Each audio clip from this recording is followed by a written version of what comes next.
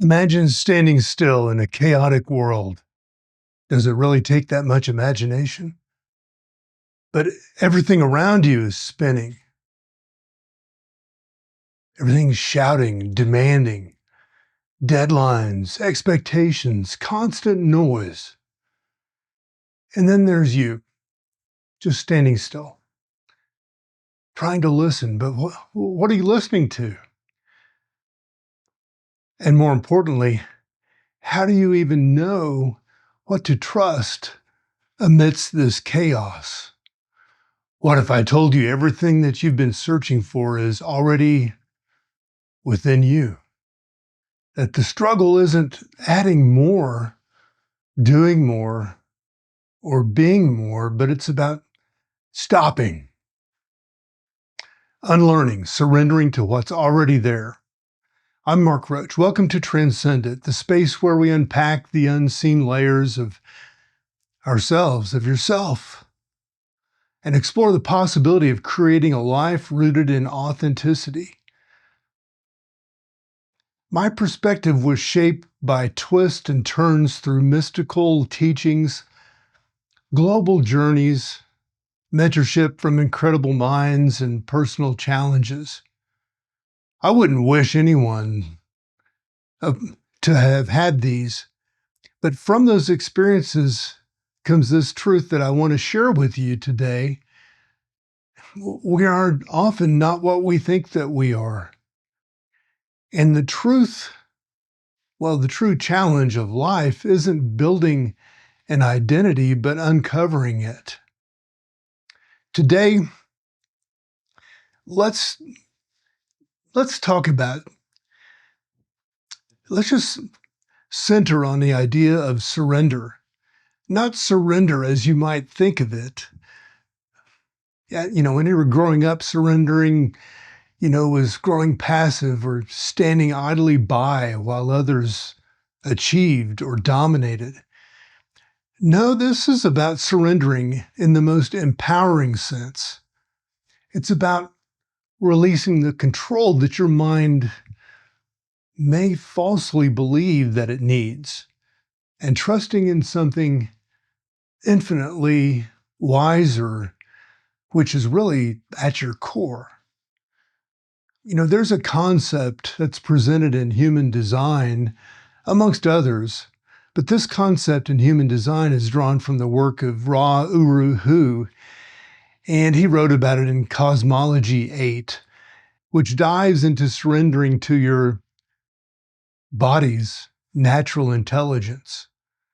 The teaching is simple and profound. Simultaneously, deep down, every one of us is like a perfectly designed vehicle. Our bodies, our forms, come equipped with everything that we need to move through authentically and be aligned with who we really are. But here's the catch. That vehicle, it's actually meant to be controlled by the mind. You see, the mind talks a big game, convincing us that it's in charge. But in reality, it's not the driver. It's just the passenger sitting in the back seat offering a commentary on the scenery it barely understands. Think about that for a second or a minute or an hour. It sounds wild, doesn't it? We've all been taught to trust the mind, sharpen it, rely on it. But here's the paradox. The more that we make decisions from the mind, trying to calculate, plan, and dominate every outcome, the further that we drift from where we were actually meant to go.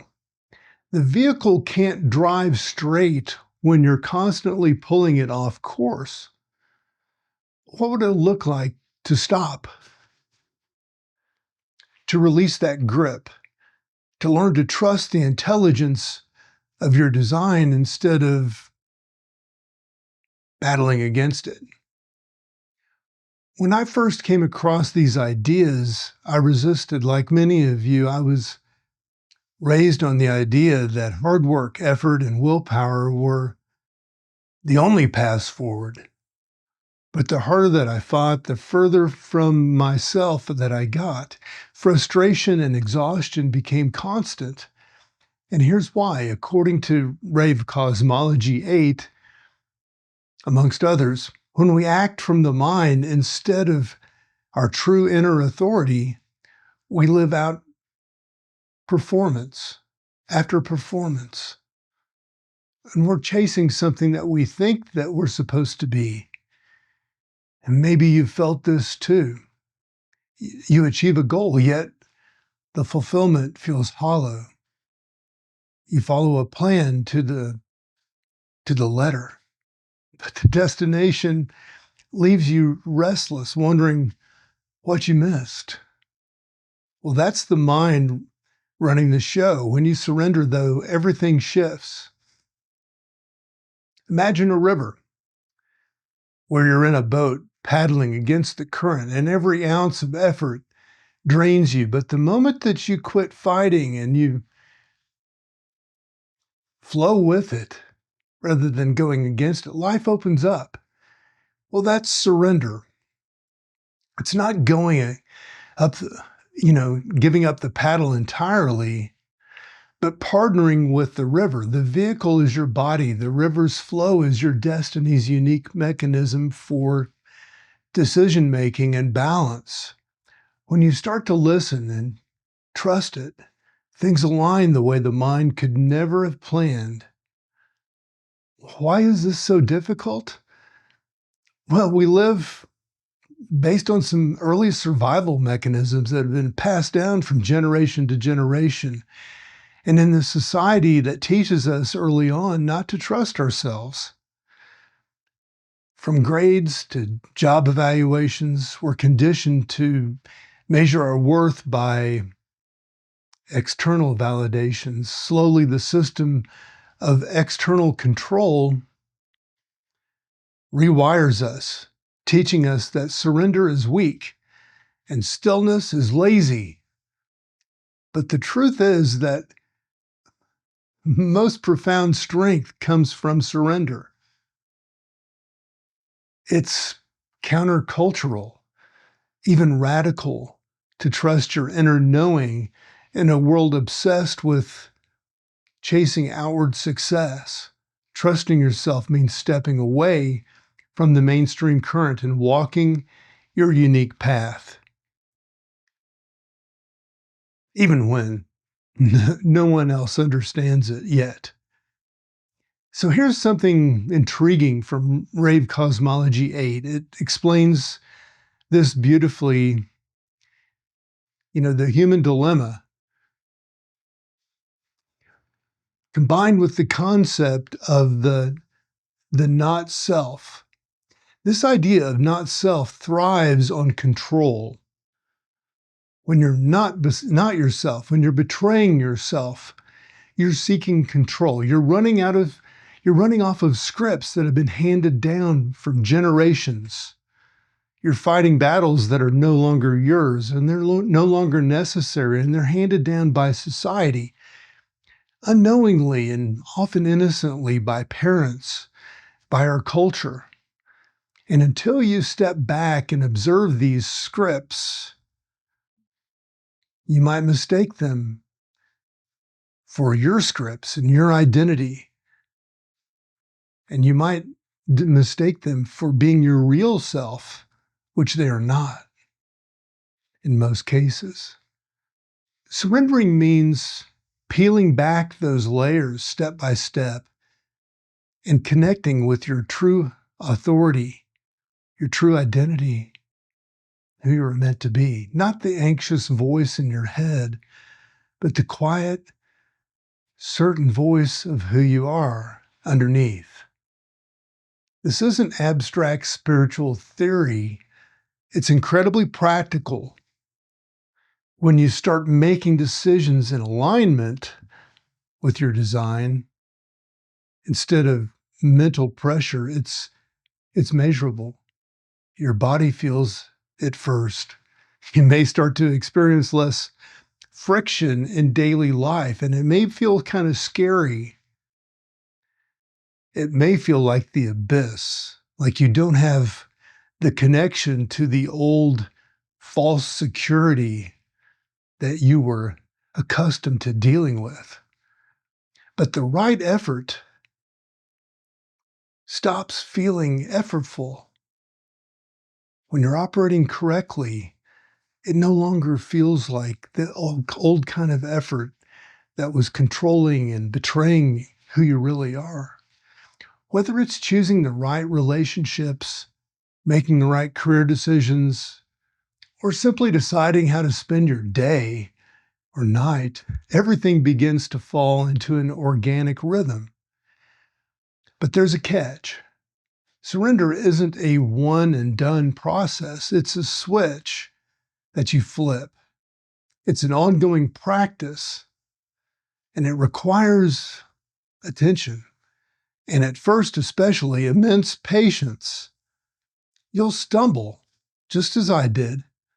You'll find yourself trying to retake the wheel of control, trying to steer the vehicle with your mind back into the mind's map of what should, or what you think should be happening.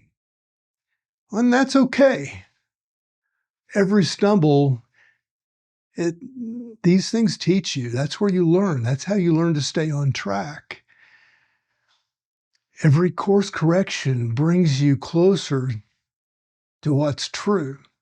Slowly, you'll learn the difference between what feels expansive and aligned versus what feels constrictive and coarse, controlling. Perhaps you've experienced this difference already without realizing it. Maybe it's just that inexplicable sense of peace when you decide on an opportunity that sounds good on paper but doesn't feel right.